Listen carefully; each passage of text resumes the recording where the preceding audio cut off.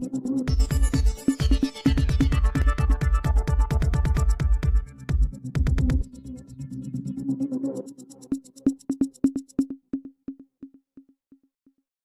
ગામના રડકા ગામે પાઇપ નાખવા મુદ્દે ખેડૂત પર હુમલો।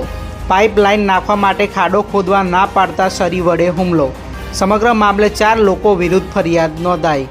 પોલીસે ફરિયાદના આધારે વધુ તપાસ હાથ ધરી।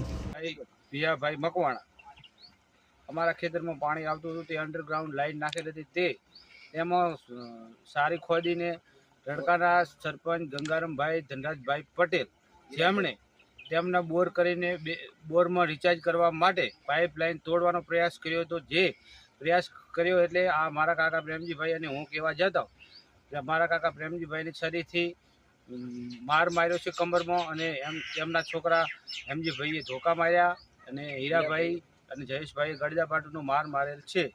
જે અમે FIR તારીખ 11/12/2024ના રોજ નોંધાવેલ છે। જે આરોપી હાલ હાજર છે ઘરે તેમને પોલીસ લઈ ગઈ નથી।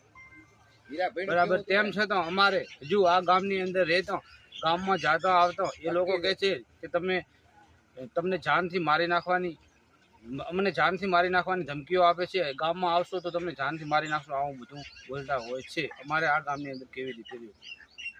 મકવાણા ધરમસિંહભાઈ વિયાભાઈ।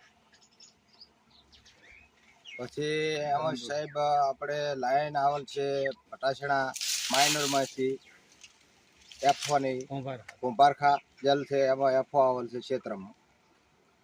એમાં પાણીના આબાજી વાવો ગંગારામભાઈ ધનરાજભાઈ પટેલ, હીરાભાઈ ગંગારામભાઈ ધનરાજ, હેમજીભાઈ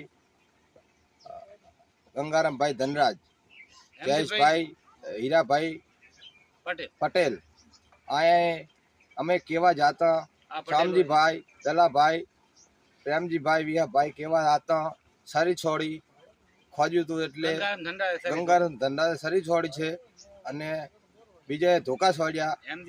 હેમજીભાઈએ ધોકા છોડ્યા, હીરાભાઈએ છોડ્યા ગળદાપાટું, જયેશભાઈએ ગળદાપાટી કરવી અને પછી અમે અમારા ક્ષેત્રે પાણી આવતા નથી આવવા જેવું અહીંયાને બોરમાં ઉતારવું હતું। 300 ફૂટનો બોર કરીને રિચાર્જ કર્યો છે એ છતાં ખોલું કરી અને આડું કરવા અમે જતા મને માર્યા। પછી અમે દવાખાના ભેગા થયા સાહેબ।